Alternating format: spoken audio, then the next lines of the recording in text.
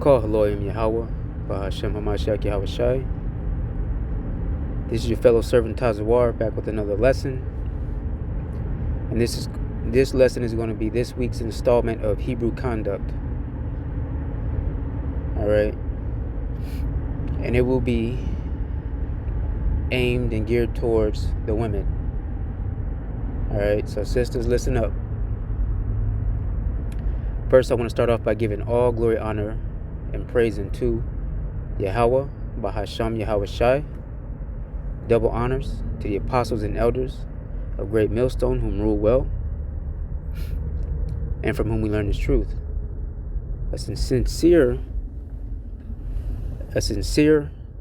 shalom to you, Akim, that are not in GMS, but are pushing likewise doctrine and spirit and in truth. And to you few sisters that are listening and learning, as well as you speckled birds scattered abroad among the nations, looking like the nations. And to the hopeful elect, to you I say shalom. Alright, again, this is this week's installment of Hebrew Conduct. Let's get right to it. We're going to go start off in 1 Timothy chapter 5. Alright, verse 6. But she that liveth in pleasure is dead while she liveth.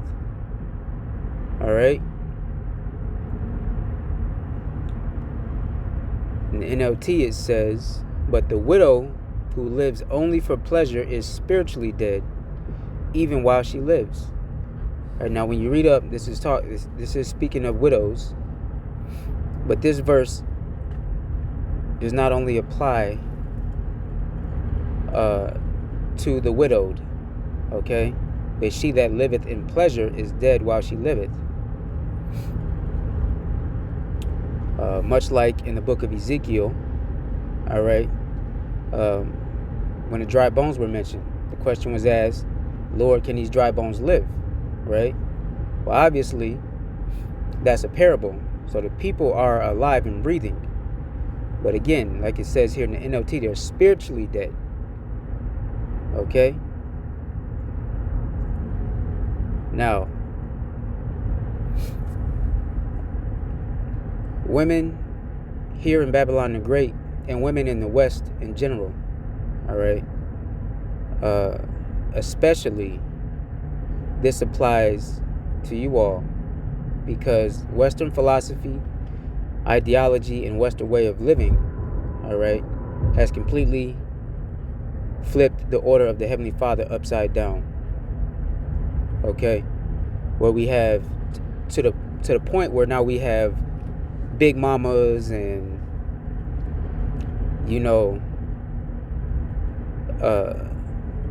Gma or whatever is at the head of the family, right? Because grandpa or great grandpa done passed on.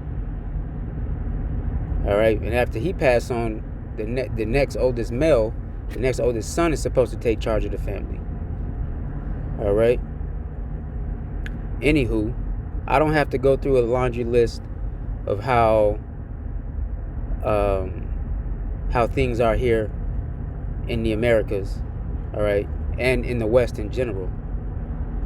But we know that, even though we don't push Esau's ideology of marriage, we know that divorce is at an all-time high. All right, because when you lay with a woman, she becomes your wife. All right, and we also know that adultery is at an all-time high. All right, because a woman ain't supposed to have 5, 6, 7 different men. All right, or more than that in her life. But that is commonplace these days. All right. Anywho, like I was getting to, the order has been flipped upside down under the watch of Esau. So let's get that order in 1 Corinthians the 11th chapter. All right.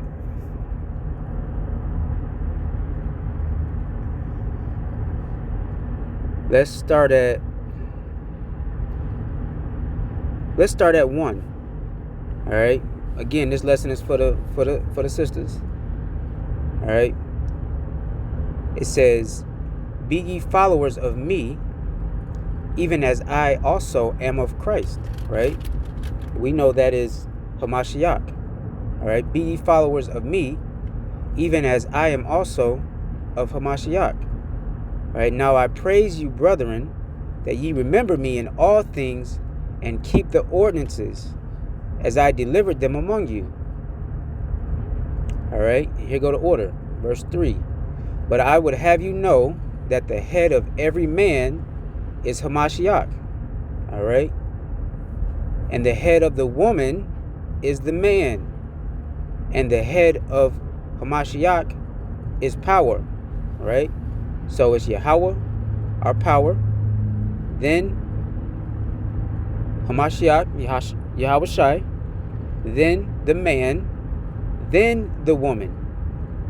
Okay. Then the children. But that's the order. Okay. "Every man praying or prophesying, having his head covered, dishonoreth his head. But every woman that prayeth or prophesieth with her head uncovered, dishonoreth her head." That means you dishonor the man that you're with. And if you don't have a husband, that means your father is your head. All right. Most of y'all got husbands, because there ain't too many virgins walking around out here. All right. However, even if he's not in the truth or in his right mind, you still have to conduct yourself. If you're a woman and you came into the truth, you still have to conduct yourself accordingly. All right. Because you, by your actions, may win that man over. Okay. And by how you move, by your grace and your meekness, you may be the one who helped get that man in line. All right. Anyway, it says, "With her head prophesieth with her head uncovered, dishonoreth her head. For that is even all one as if she were shaven." All right. So just like women that are bald headed, all right, like old Jada that got alopecia, right? Or these women that go through cancer and they got no hair, they go get a little hair piece or a wig or whatever. Because innately, deep down, women know that a part of their glory lies in their hair, the crown, man, their crown. All right. And Judah, you Judite women, y'all have it bad because y'all have been the crown of your scalp has been smitten. All right, has been smote with a scab. That was a curse that the Heavenly Father put on y'all. All right. And it affects the Judite woman more than it affects the other tribes. Anyway, for if the woman, this is verse 6, "For if the woman be not covered, let her also be shorn," or shaven. All right. "But if it be a shame for a woman to be shorn or shaven, let her be covered." That means, right. So if it's a shame for you to be bald headed, then cover your head, especially when you praying or prophesying. All right. We ain't talking about you disorderly sisters out here that done shaved half your shit off or walking around with a boy cut. Because you just got a rebellious ass spirit. All right. Because a spirit come with that. Just like the scriptures say, it's a shame for a man to have long hair, because the spirit come with that. And a feminine one come with that long hair, and a masculine one come with that short hair. All right. Anywho, the point was in verse 3. I'm going to read it again. 1 Corinthians 11:3. "But I would have you know that the head of every man is Hamashiach, and the head of the woman is the man, And the head of Hamashiach is power, is Yahweh. All right, that's the order. So now, let's go to 1 Timothy chapter 2.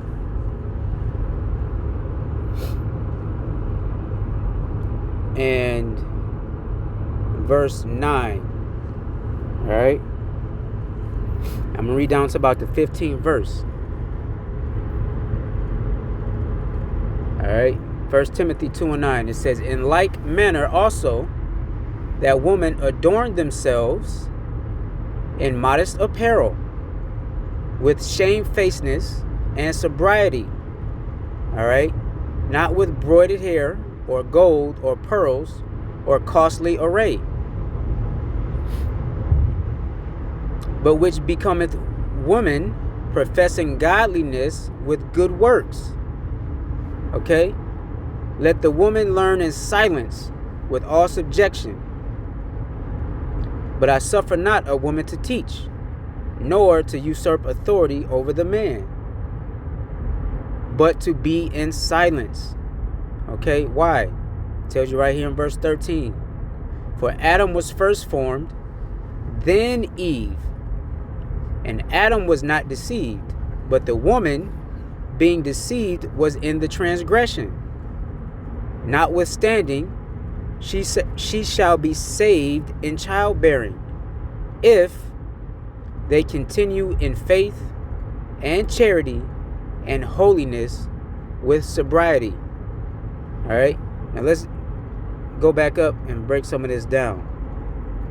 All right, now verse 9, again in the NLT, it says, and I want women to be modest in their appearance.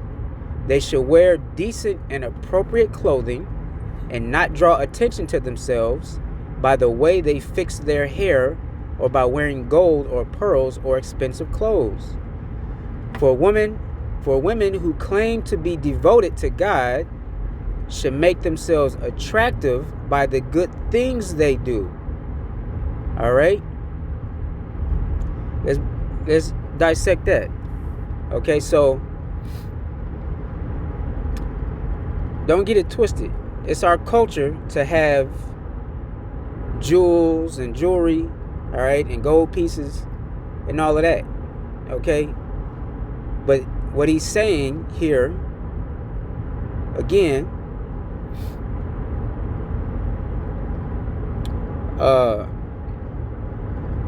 about being adorned, all right?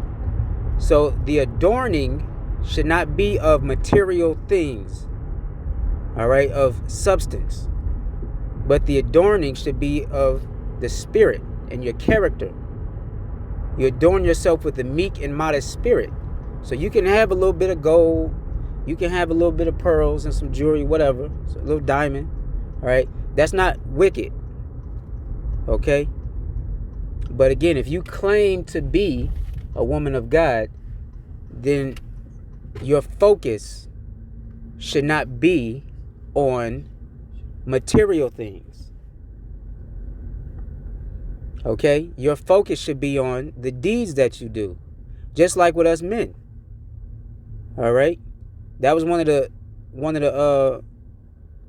beefs that Yahushua had with the Pharisees when he was calling them hypocrites, right? Because they were enlarging the borders of their garments, all right, and claiming to be righteous men with an outward appearance, but they was doing all kind of wicked shit behind the scene. Same thing with you women, all right? That's what it's saying here, all right? But you shouldn't be gawky, having like that Cardi B, all them damn crystals and shit on your nails and them fucking long fingernails and all that excessive hair with gold and colors and all that other extra shit in it. All right? Again, to be drawing attention to yourselves. Why? Because if you're a woman of God, then you know that your ass should have one husband. Right? And when you if you with his ass, then you should not leave him. Okay? You cannot leave him. If you do that, you're committing adultery when you link up with another man. All right. Now, the things in the past have been forgiven, your previous actions. But once you come into the fullness and the understanding and the knowledge of this truth, you know, you can't willfully sin and just think that you finna get by and everything finna be sweet. All right. Verse 10. Verse 11. Women should learn quietly and submissively. All right. We in the NLT on the right side of the screen. I do not let women teach men or have authority over them. Let them listen quietly. That means in church shouldn't be no female preachers. All right. No female ministers. If you got any questions, you should ask your husband. All right. And if you don't have a husband, then you go to a camp head or a brother who is taking charge over you, or your father or your brother if they are in the truth. All right. And then verse 13 on down to 15 in the NLT, it says, for God made Adam first, and afterward he made Eve. And it was not Adam who was deceived by Satan. The woman was deceived, and sin was the result. But woman will be saved through childbearing. All right. That's your salvation, ladies. Through childbearing. You have to attach yourself to a man of the Lord. Okay. And you're going to be saved in childbearing. That's just what it is.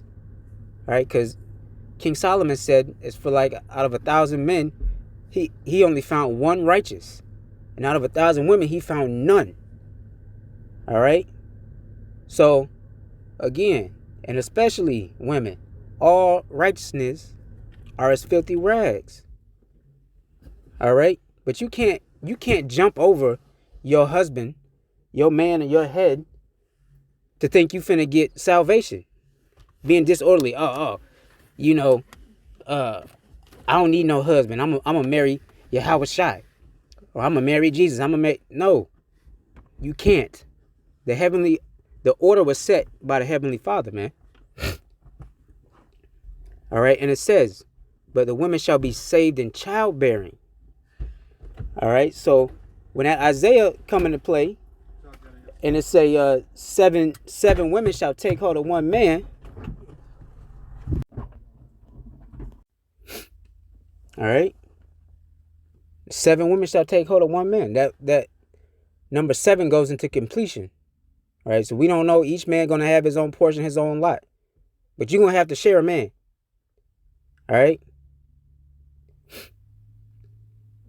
and through childbearing will you be saved. All right, then it say what? Assuming they continue to live in faith, love, holiness, which means to be separate from the world, separate from all these little,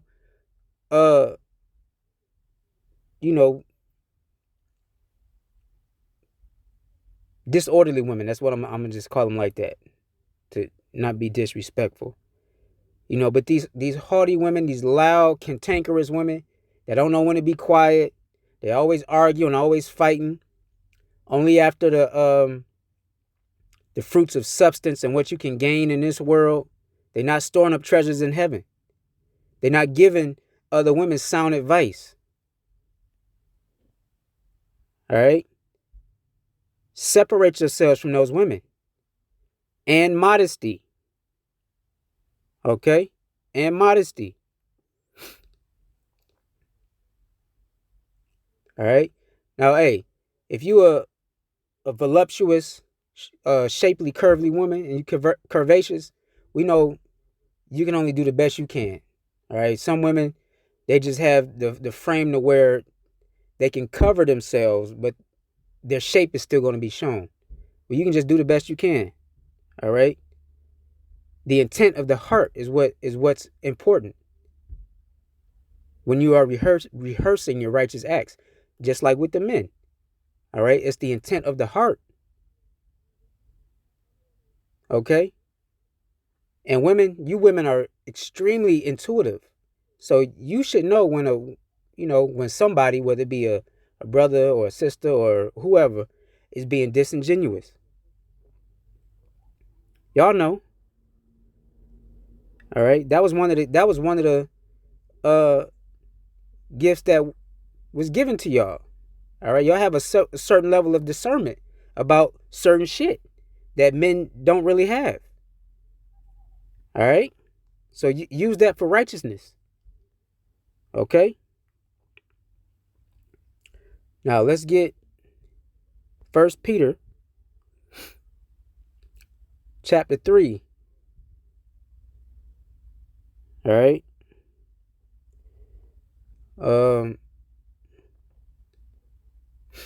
Again, it say, likewise, ye wives, be in subjection to your own husbands. All right, even if he's not in the truth, that's right. Okay, but again, you have to be in subjection to a man, and there's nothing wrong with that. Okay, now if you don't have no husband, obviously, don't be laying around giving your goodies to anybody. You should be vetting this man, and you should have a spiritual father. If you don't have your physical father is not in your life, then you should have a spiritual father, an older male, all right, preferably one that's in the truth, in this truth, all right, because then he could vet some of these, some guys. But anyway, it says, likewise ye wives, be in subjection to your own husbands, that if any obey not the word, they also may without the word be won by the conversation of the wives. We just talked about that, right? So you could win your husband over in your meekness and your action, all right? But how you conduct yourself. Why they behold your chaste conversation coupled with fear. Fear of what? Fear of the Heavenly Father, right? Because understand, everything that's written here, again, was written for our learning, right? And the edification of our spirit. So these scriptures were ordained and inspired by the Heavenly Father through his son, Hamashiach Yahushai. So you're not going against the men that's merely reading these scriptures to you and telling you, hey, sis, this is how you should be acting. You're going against the Heavenly Father. So understand that. So your fear should be towards the Heavenly Father, because he's the one who set the order. All right. Verse 3, whose ordaining, let it not be that outward adorning of plaiting the hair and of wearing of gold or of putting on apparel, but let it be the hidden man of the heart, right? In that which is not corruptible, even the ornament of a meek and quiet spirit. That's what I was trying to explain to you sisters earlier when I read 1 Corinthians. All right.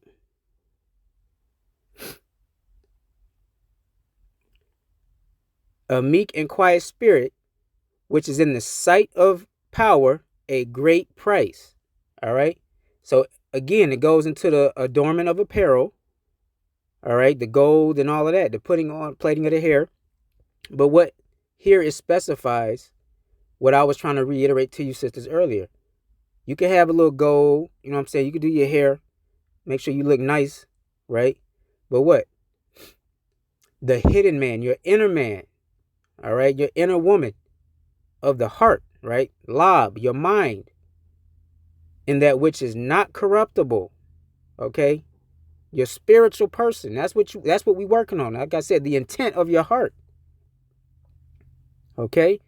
For 5, for after this manner, in the old time, the holy women, the separate women, right? The holy women also, who trusted in power, adorned themselves, right? Adorn themselves with what? With that quiet, meek, non-corruptible spirit that we read about in verse 4. Okay? Adorn themselves, being in subjection unto their own husbands. All right? Even as Sarah obeyed Abraham, calling him Lord. All right? That word Lord go into master. right? In the Hebrew, that's Adawan, right? Whose daughters ye are, as long as ye do well and are not afraid with any amazement. Okay? Salaki for the sniffling and stuff. Anyway, that's the mission. Okay? Now, your relationship with your husband and him, he might not want you to call him Lord or whatever, but that's something that y'all, it's not a unrighteous thing. Okay? So don't be high-minded, ladies. Again, we read to you the order, okay, in 1 Corinthians, and we also read to you in 1 Timothy, all right, the 2nd chapter. You be saved in childbearing. Okay? So you need a man. Okay? And he is your Lord, your head. The head means over you, master. Right? We all got one. Okay? Now, let's grab this last verse in Titus, the 2nd chapter.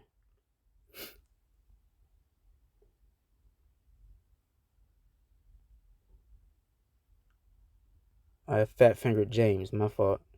Titus, chapter 2. The aged women. All right, Titus chapter 2, verse 3. The aged woman, likewise, that they be in behavior as becometh holiness, separate, right? Not false accusers, not given to much wine, teachers of good things, all right? That they may teach the young women to be sober, to love their husbands, to love their children. How do you love your husband? By obedience. All right, and service to your husband. How do you love your children? By nurturing them, right? Because men, we ain't that great at that shit. So you nurture your children. You nourish them with the law. All right, because women are the first teachers, right? So you learn everything you can about the law and the scripts from your husband. Then you pass it on to your children, and you nurture them and prepare them to be turned over to your husbands. If it's a young boy, to be turned over to your husband to be reared up as a man, or if it's a young girl, then she's going to remain in your care till she's ready to be wed, all right, or to be betrothed, to be espoused, all right. But you have to teach her those things, all right, to love their children. Okay, 5, verse 5, to be discreet, chaste, keepers at home, good, obedient to their own husbands. That's the love. That the word of power be not blasphemed. All right. All right. That the word of power may not be brought to shame. Okay. Anyway, that's food for thought, as well as scriptures for you sisters out there. All right. Go back and read these yourself. Read them 3, 4, 5 times. Take a break. Then go back in 2, 3 days and read it again. All right. And then pray. Pray in between and then read it again. Anyway, I hope this word receives you well. All right. And always, peace, love, and blessings to the hopeful elect. Shalom.